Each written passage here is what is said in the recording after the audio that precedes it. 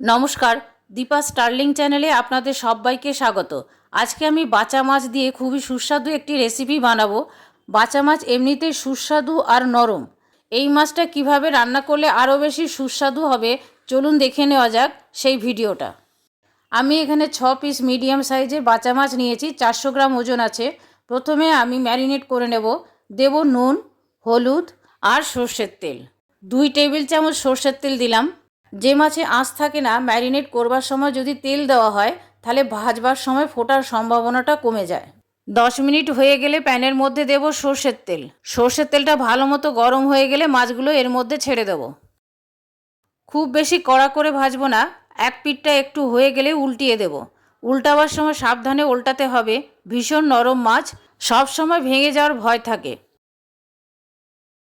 মাছগুলো 2 পিঠটাই ভাজা হয়ে গেছে, এর থেকে বেশি কড়া করে ভাজবার প্রয়োজন নেই, এই মাছ স্বাদ নষ্ট হয়ে যাবে। এবারে আমি তুলে নেব। একই রকমভাবে পরের মাছগুলো ভেজে নেব। ভাজা হয়ে গেছে, তুলে নেব। এই মাছে একদমই তেল টানে না, যতটা দিয়েছিলাম ততটা তেলই রয়ে গেছে।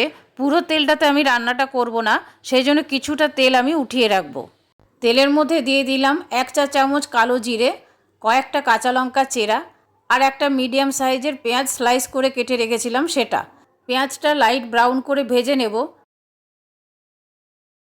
পেঁয়াজটার মধ্যে লাইট ব্রাউন কালার আসতে সময় লাগবে, সেই সময় আমি একটা মশলার পেস্ট বানিয়ে নেব। সেই জন্য একটা বাটির মধ্যে একটু জল নিয়ে নিয়েছি। দেব 1/2 টেবিল চামচ সর্ষে বাটা, 1/2 টেবিল চামচ দেব ধনে গুঁড়ো, আর কালারের জন্য দেব 1/4 চামচ কাশ্মীরি লঙ্কার গুঁড়ো। এটা অপশনাল, আপনারা না চাইলে নাও দিতে পারেন।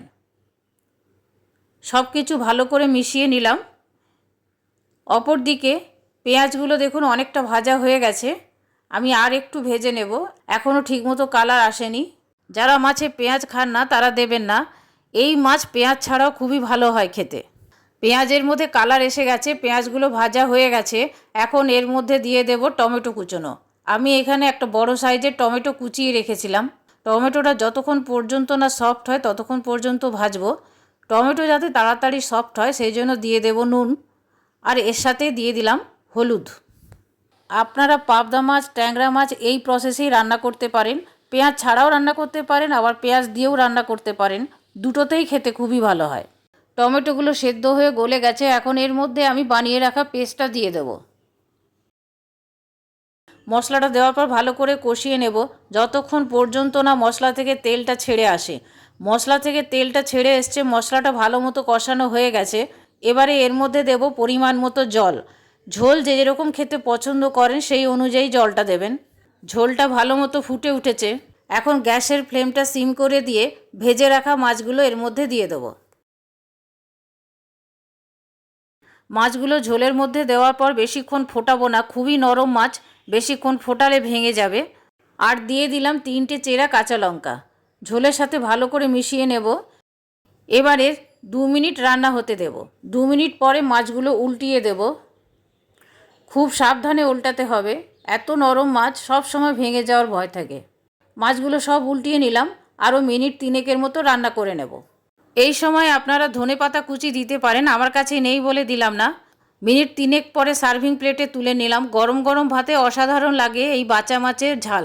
আমার এই রেসিপিটা আপনাদের কেমন লাগলো কমেন্ট করে কমেন্ট বক্সে জানাবেন।